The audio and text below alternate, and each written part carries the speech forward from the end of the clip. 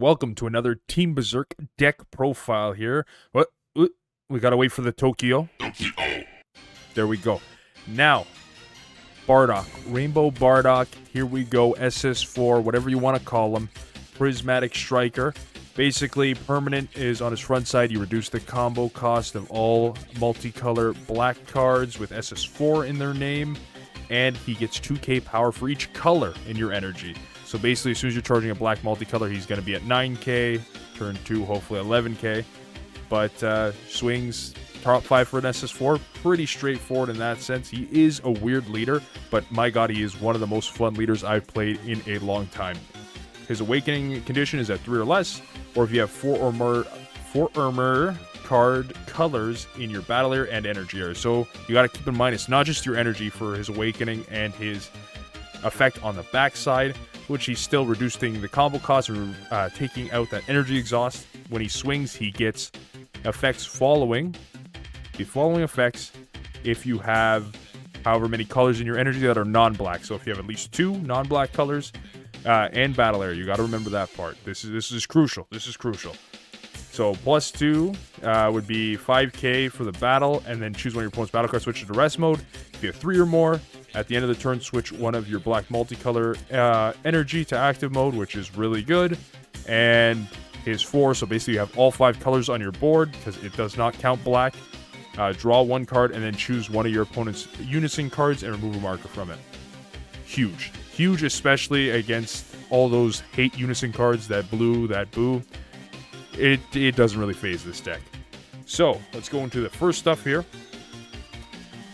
Running 2 of the Broly Prismatic Bursts. Basically, what this card does is that it is completely out of focus, but that's fine. You can see with the card there.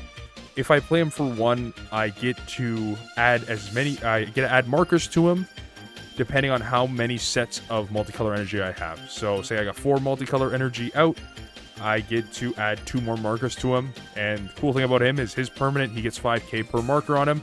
So if I'm playing him 3 markers like that, he is at 25k. And that is pretty scary coming from a single strike, which is -1, as you can just wipe anything greater than your opponent's energy. Does not ignore barrier, but a lot of big stuff that comes out early doesn't have barrier, or it's completely snapped. And then when my leader cards attack, I can -X for his spirit boost, and X being however many markers I remove, I can add 5k times that to my leader for the I think it's just for the battle. Yeah, just for the battle. If it was for the turn, this might be a little higher than just 2 of. I like it as just a swing, bada bing, wipe a card. That's mostly what I use them for. So now we're going to go into our SS4. So these are the searchable on the front side with the top 5, just because it says SS4 in the card name. We're going to go with our red stuff first. So everyone's talking about that Bardock, so I'm running 4 of him. Basic thing you got to know is you're charging him, and you're getting -2k for each color in your energy to an opponent's battle card or unison card. So you can clear a marker if this is the last multicolor card you play. Think about bye to a marker. It's goodbye Serena Williams. I don't know. Also running 4 of the Prismatic Burst counterplay. So basically, the counterplays anything 20 or less. That includes Zamasu, everyone's favorite card to hate, and place in the drop area instead, so it doesn't get played with its effects. And cool thing about it is if I have 2 or more black multicolor energy, then I can choose to activate this counter skill by taking a life, and it reduces it by 1 specified black.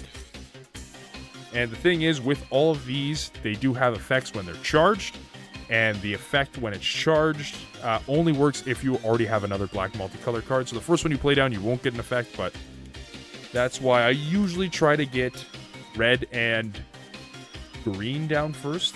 So there is my green stuff there.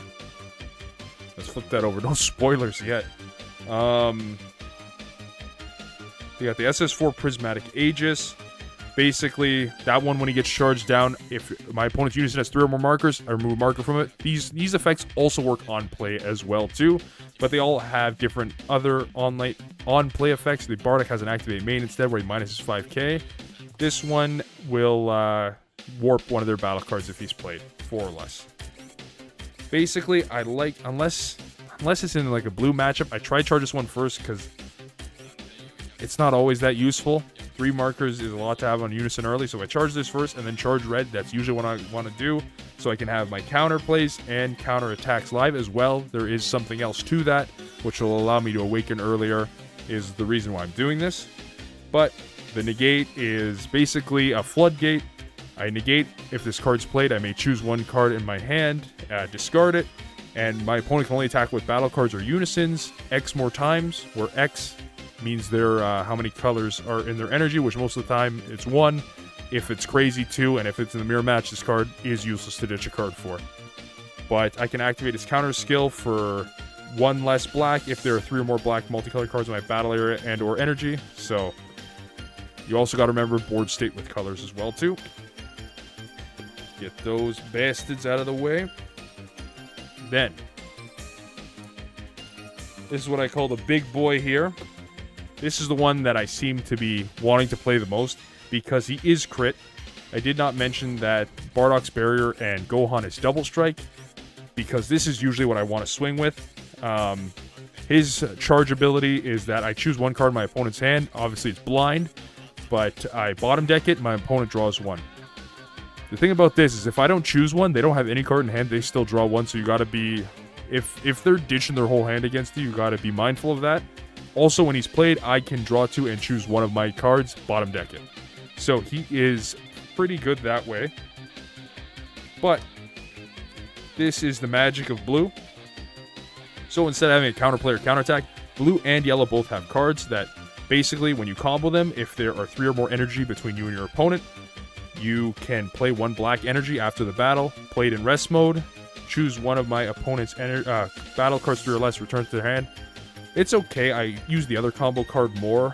This is basically for its activate main. So, its activate main, send this card to the owner's warp, choose 1 of your black multicolored cards in your hand with energy cost of 2, and at the start of your turn, add this card back to your hand from your warp.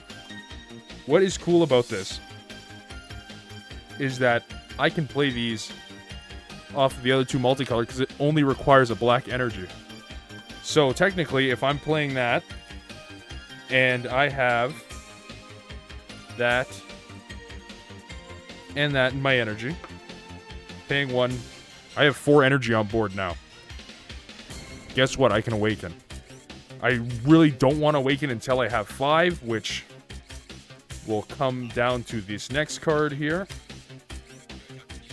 That is the charge one, where your effect, you get to have 1 of your opponent's battle cards, 4 or less, and negate its skills for the turn. Very situational, can be really cool, can be good in situations where your opponent has crit or something like that, completely wipes that. It's very good when you can use this in a combo to place in your energy, which we'll get to later. I know you guys all know about that Roshi card, but I do have it in the deck. But this is the big boy here. Same thing as Vegeta. You combo it at the end of the turn. I mean, at the end of the battle, you play it for 1 black energy. His effect, though, negates unison skills. So if they didn't plus their unison yet, that stops them from doing it. So I have caught a lot of people sleeping where they play their unison but swing with something first. And then, well, you don't get a plus or unison. I cleared the next turn. Same effect that I can send it to the drop and play another 2-drop. So, best case scenario, I have... Get those guys out of here. I can have 2 energy and have 2 of those guys played on my opponent's turn. Can be on my turn as well, too. But right there, that satisfies my 4+, because I have 5 different colors between my battle area and my energy. 4 different that aren't black, but it's easier just to remember 5. But we're gonna go on to our next thing now. So out of the anniversary stuff. These cards are still searchable by my leader's top 5. We're going into our boss monsters now. So we got SS4 Gogeta Thwarting the Dark Empire. If you don't know what this card does already, it's got mint art.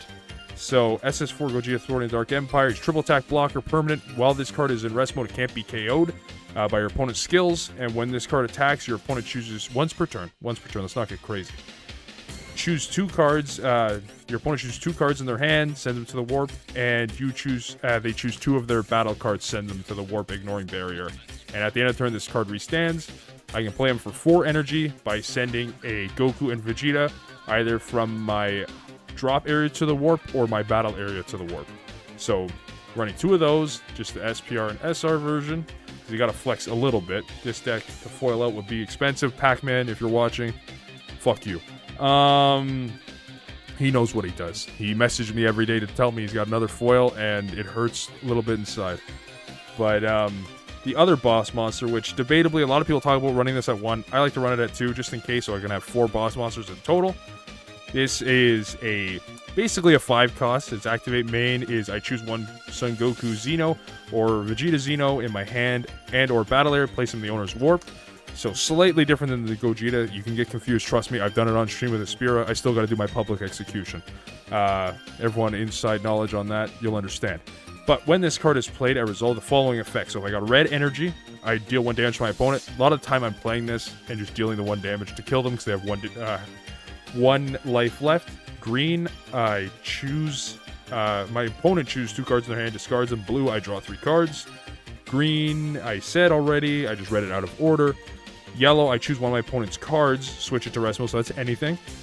And then black, choose up to 2 of my opponent's battle cards, send them to the owner's warp. So, absolute clutch, and he's quad strike. So, no deflect, so if you're against blue, this is a very risky card to play. But, you can clear unisons easily with the leader on the backside. The last SS4 target, we got SS4 fighting against Fate. You're thinking, oh god, yeah, that's it. It's got SS4 in its name. It's a black card. I can search for that, which it does come with some cheeky little plays that work off of our next Overrealm. I'm mainly using this for Union Fusion. Basically, if there's a Goku and Vegeta in my warp, I can use the Union Fusion, send it to my drop area, or do it from my hand. Usually I want to do this from my warp, which turn 5, if I don't see this guy, I can basically Overrealm, play the Bardock, send everything to my warp, play Gogeta, send a Goku and Vegeta from my warp to the drop area, tap 4, send that Goku Vegeta back to the warp. And I got a pretty horrifying board, which happens more than you think, but it is something there. Now, time for the tech cards. We got the Roshis. We got 3 of those. If you don't know what Roshi does, he is an older card from set 8. Basically, I choose 1 multicolor my energy, return it to my hand, and then I can place another multicolor down in rest mode. So, since all these bad boys get effects when they get put down, I'm doubling up on those effects. This is a -10 for the turn. Well, at most I can go -10.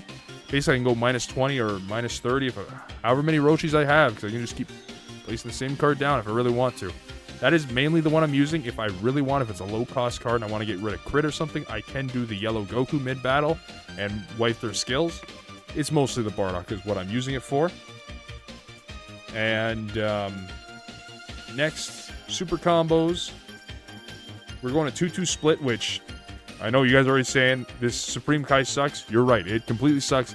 I am running it because maybe a one-up. Maybe a one-up is what it should be. But I only have 2 of these Vegeta arts, and I got to keep this deck looking fresh. That is the main thing. This is the much better super combo. This one, if you're lucky, you can get an extra 1k. That is when you have to have at least 4 energy minimum, and it's limit 1, which I don't know why they did limit 1 on this when they made it. So if I was at 3 energy, different, say I had 4 different colors, this is only a 9k super combo. Limit 1, draw 1. They were scared because of Bibbidi. That's 100% the only reason why it's like that. But I am running a 2-2 split. I do not recommend it. Another target for SS4 is the SS4 call. So basically what this card does is I search top 3.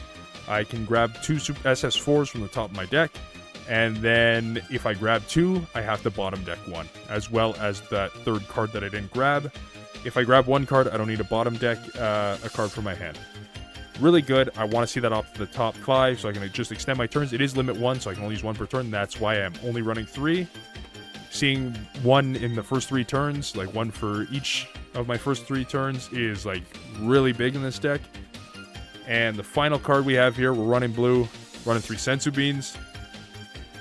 Self-explanatory, extend my turns, keep myself safe because I do restand at the end of the turn. I'm usually choosing a blue to restand, but you also gotta watch out for Senzu Bean because choose his activated battle, choose up to 1 of your cards.